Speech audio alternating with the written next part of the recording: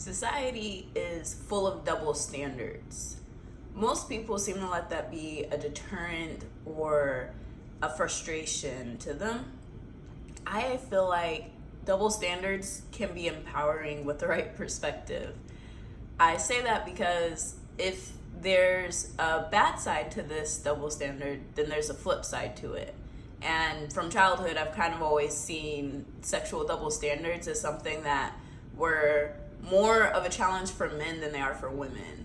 And I'm Latia. I'm a very logical person. I'm also very emotional and kind of all over the place, and I love it. It's fun being me.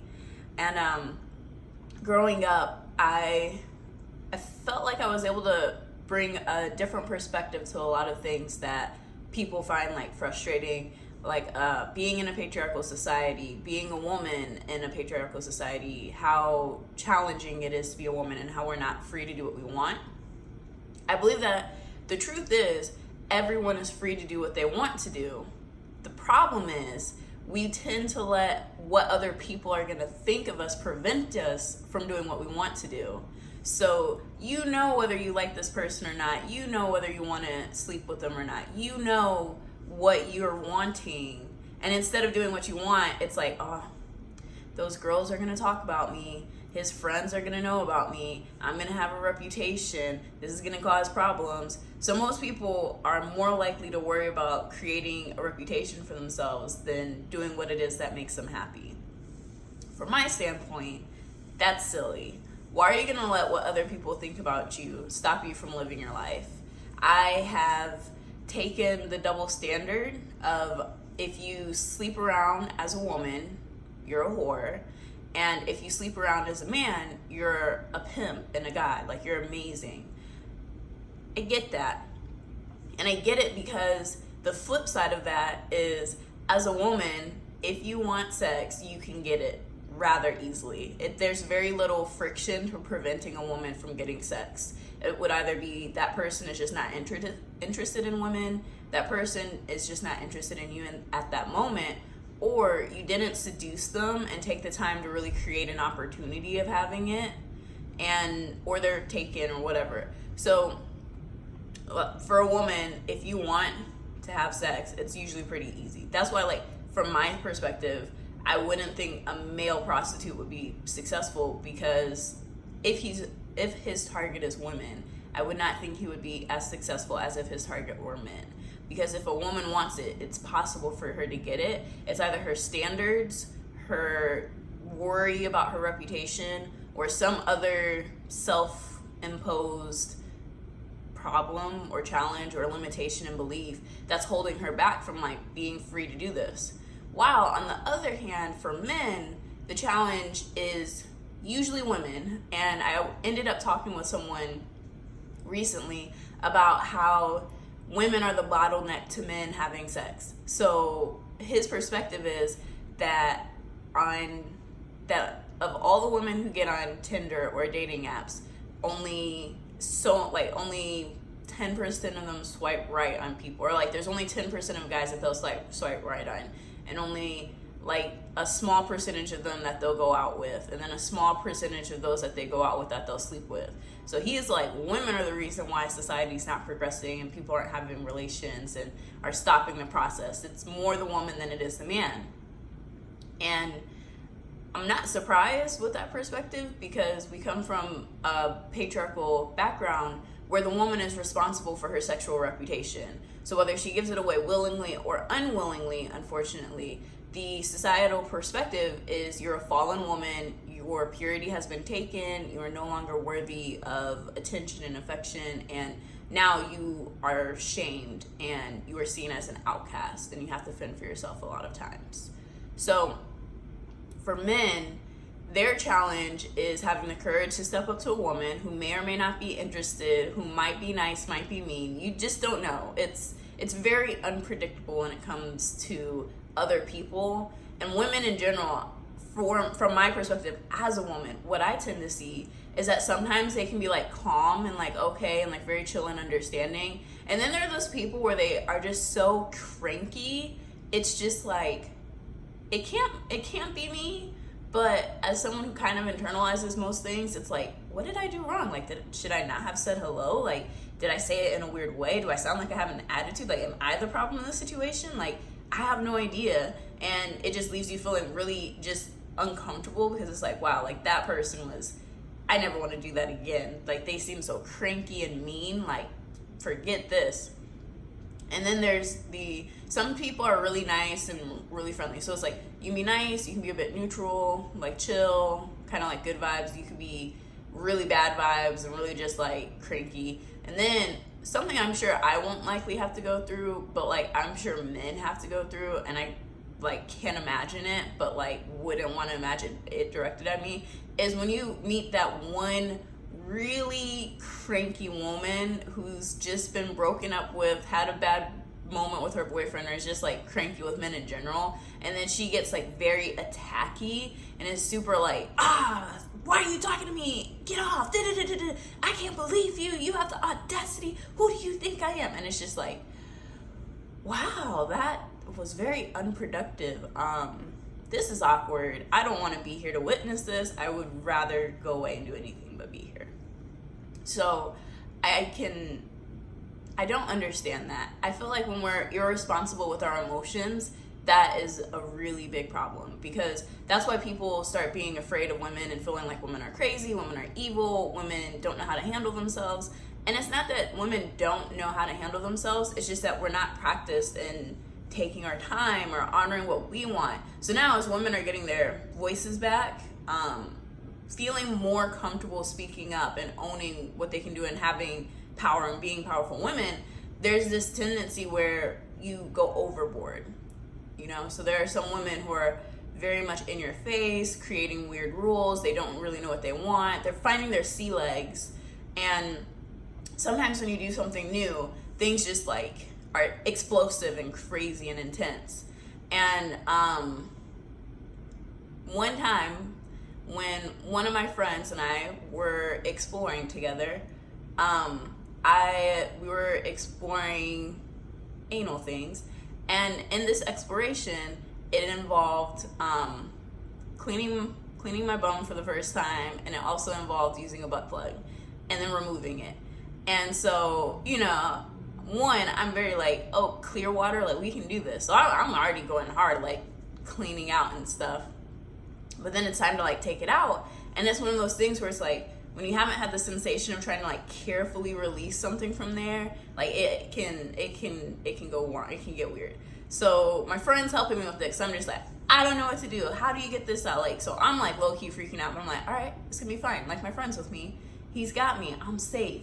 And then like when it comes out, it was a mess. And then it was just like, oh, poo. Literally and figuratively.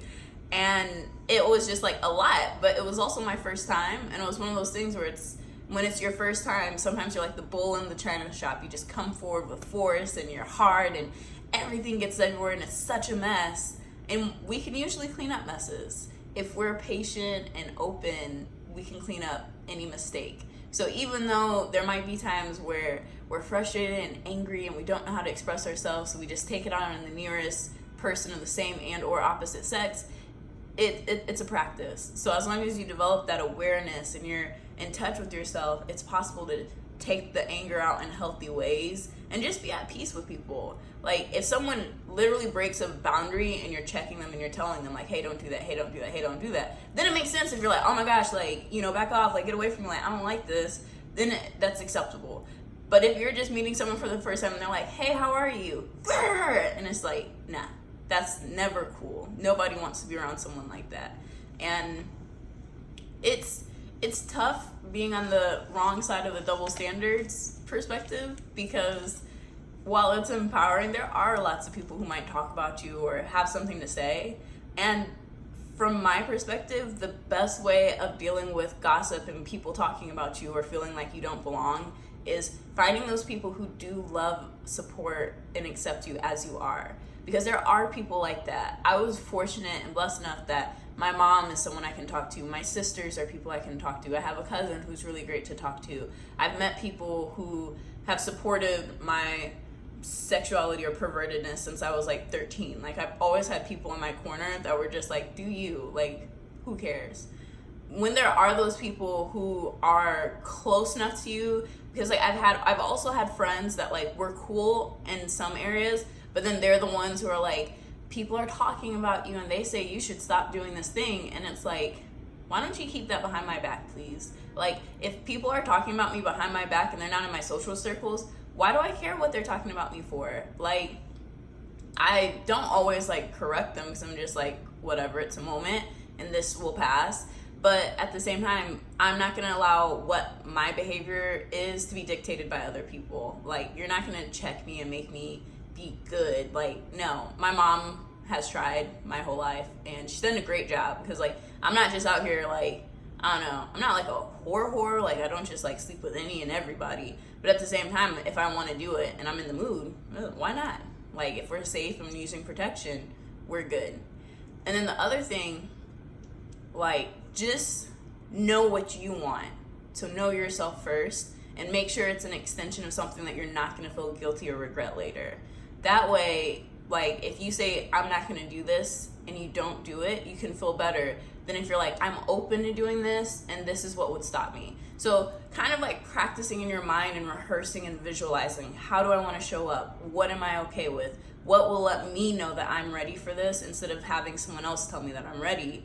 Because someone I know posted on Instagram recently about how there's this incongruence that can happen where your body seems like it's ready to have sex, but you're mentally or emotionally not in the headspace. So sometimes a woman can seem like she's ready for something that she's not, or a man can seem ready for something physically, but like he's not really in the space for it. So we just have to communicate more, honor what we want, and just really own what path you want to choose. Like, if you don't want to have sex and you just don't want to have sex, that's great. If you do want to have sex, then great. Like, do what makes you happy, and just be open to consent and listening to the other person, safe and asking if they're using condoms and what's their sexual history, are they clean, because your health is way more important than pleasing another person or getting in a relationship.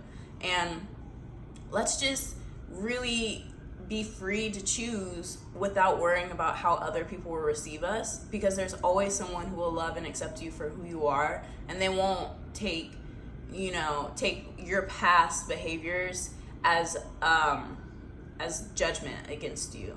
And if they do, then they're not for you. And better to learn sooner rather than later, because I would rather be with someone who understands, like, oh, you have a history, you've done stuff, and I get that you love me and care for me so much now, that let's start building something together and being open and honest and working through it together. Because a relationship is teamwork.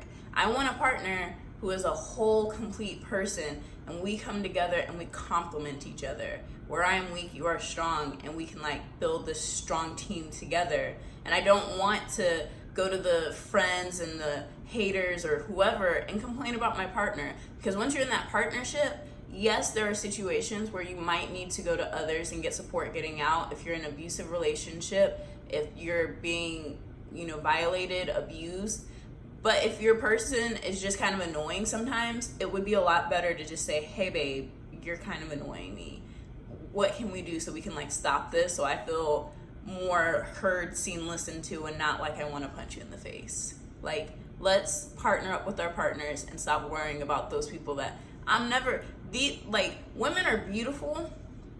I never want a girlfriend. That is not my jam. I don't want a girlfriend. They're annoying. As friends, girls can be really annoying. It's like, you really think I'm your boyfriend? Like, stop being jealous of me hanging out with other people. Stop clinging to me. Like, get away. Like, do your thing. Like, gosh. Like, no, I'm never gonna have a girlfriend. So why do I care what these girls are saying about me? It's like, oh, that sucks. It would be cool if we could be friends, but clearly we can't. So thanks. Bye. But I know that I'm a straight woman and I like men. I'm open to playing with women, and we can only be friends. I'm not gonna have a girlfriend. That's just not appealing to me in any way, shape, or form. And that's okay. Like, there maybe some woman will change my mind and be like, oh wow, you're way cooler than anyone else. But for the most part, I'm like, nah, I'd rather have a boyfriend and a husband than a girlfriend any day. Like, I'm a woman and I can see my crazy, and I don't want to have to deal with another person's crazy. And granted, men are crazy too. I'm not excluding them from this. Men are crazy too. They're just crazy in different ways where I feel comfortable expressing myself freely because, like, whether they have emotions or not, which they do. Everyone has emotions. But a man's not likely to, like, cry about something that I say or, like, make me feel guilty about it. Whereas, like, women just kind of respond in that, like, what? Oh my gosh, I can't believe you would think that. And it's just like, this really wasn't a conversation. It was a statement, but cool. If you want to ask, I'll try to explain as best I can. But it's all about let's own who we are, make our choices freely, and live life to the fullest. You only have one life. Let's make it great.